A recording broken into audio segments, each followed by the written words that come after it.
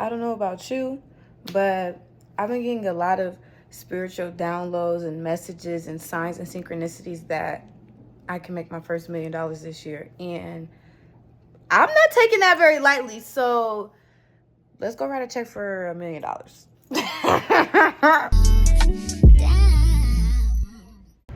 Y'all, we in the car. Y'all thought I was playing?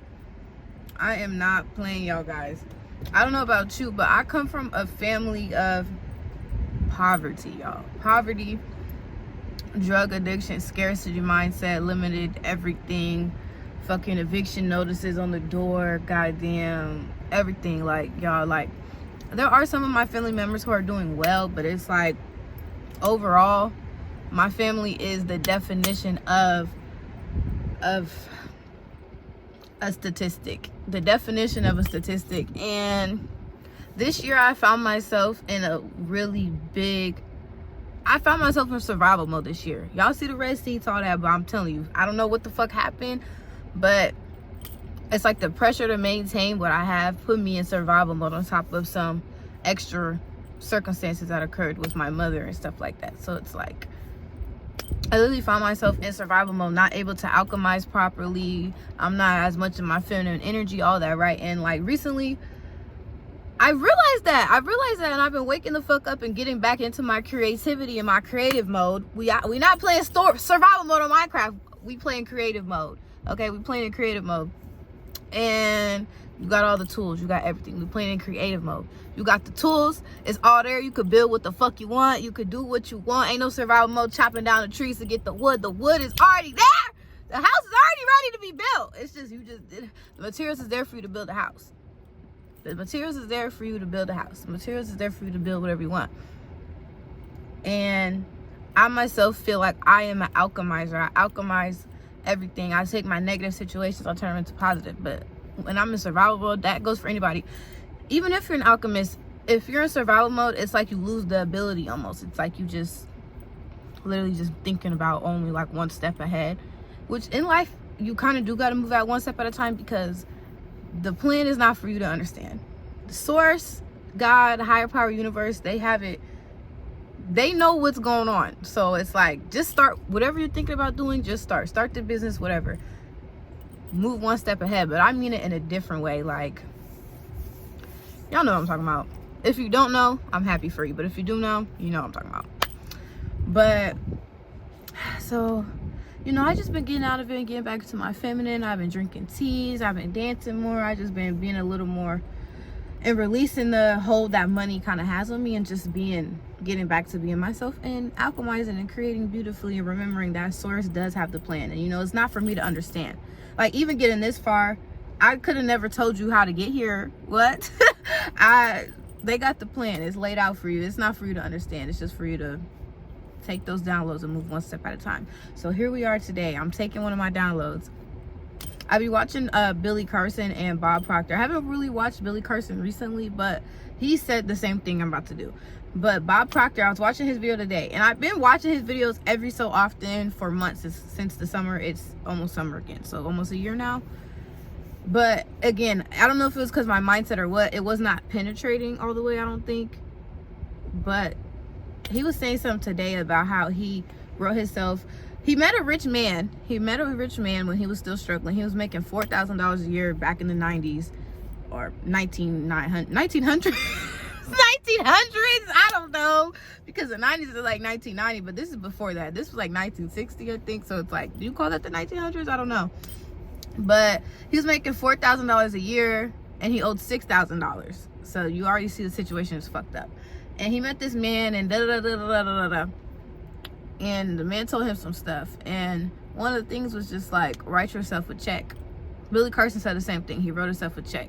And Bob Proctor went from making $4,000 to $175,000 in 1 year.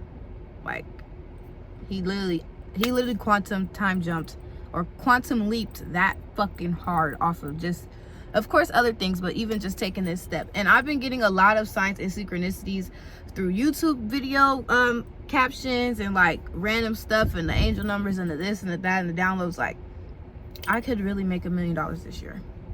you know. And right now I made my first 6-figure year last year, for some insight, but that was still in a survival state. I didn't get to enjoy that money. That money is gone. It's fled me. Just being transparent, like I had to spend that money to keep me and my family alive, on top of keeping the business alive. And as you know, businesses are expensive. So, you know, actually I've been working on removing the word expensive out of my vocabulary, so scratch that. But businesses, they got a tag on them, and I don't know. Anyways, enough talking, you guys. Let's head to the bank. Let's head to the bank, and I'm finna write myself a check for $1 million fucking dollars. And I hope after you see this video, you go write yourself a check for $1 million, or however much money you can see yourself. Whatever downloads you're getting, write that number down. His download, he was thinking like, I think it was 100,000 or 200, so he wrote that number down. That's why he wrote that much. But mine was for $1 million, so I'm gonna write that down. I'm gonna write that down. And Billy Carson kind of said the same thing. Like he jumped into making his first $1 million. Like it just happened. So, you know, and of course, faith without works is dead. So we will be taking actions, but this is also action. This is one of the things I'm talking about, y'all. Y'all hear them coins? I've been hearing coins for days, and I didn't even realize I'm hearing all these coins. And I look over, this lady is putting like 1 million coins in this little machine, and I'm just like, it just took me a second to process what I was hearing, but I'm just like, that's crazy. I literally just heard the same sound yesterday, but smaller. And then today I decided to write $1 million check, and now I'm hearing it on an endless stream like that. I don't believe in coincidences.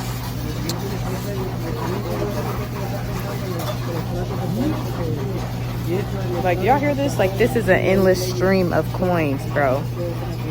Literally, I do not believe in coincidences. There's no reason that I'm hearing this right now. Still going. Still going. I decided to write $1 million check, and now I'm hearing an endless stream of coins. Pentacles. Pentacles. Ew, sticky. Hi. Oh my, I'm just doing this for personal reasons. Okay, so I just would like to basically get a check or a checkbook. We got the checks. I end up getting more than one so I could give my sister and brother one. But anyways, I decided to get pink pens. I don't know why. I just felt like I should write them in pink ink. That's what I saw in my head, was pink ink. So I'm just gonna do that. There's no right or way wrong to do anything. No right or wrong way. I don't know which one's gonna be better though. Y'all see they're like 2 different shades of pink. This got me thinking, guys. I don't know how to write a check. School has failed me. I don't know if y'all ever had JA BizTown, but we had JA BizTown, and that's where I first learned how to do that type of stuff. But that was like in the 5th grade, bro, and they never spoke of it again. So, ooh.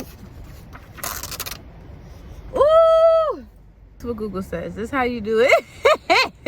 This is how you write it. So I'm about to do that same formula. Ooh, what should I put in the memo, guys?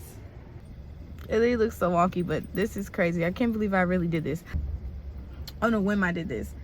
And I don't know who you are out there. If you're a spiritual being having a human experience, don't take this shit too seriously. Don't let it get you too down. Don't get too stuck and caught up in your situation.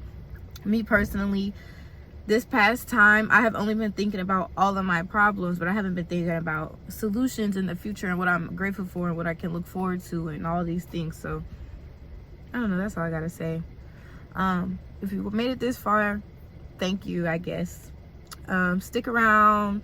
I post, well, I'm working on posting just a lot of business content, vlogging my life, running a business at 22, all that good stuff. Stick around if you would like to. I would love for you to stay. You know, we're both this young figuring out, but if not, hopefully we run into each other again. Bye.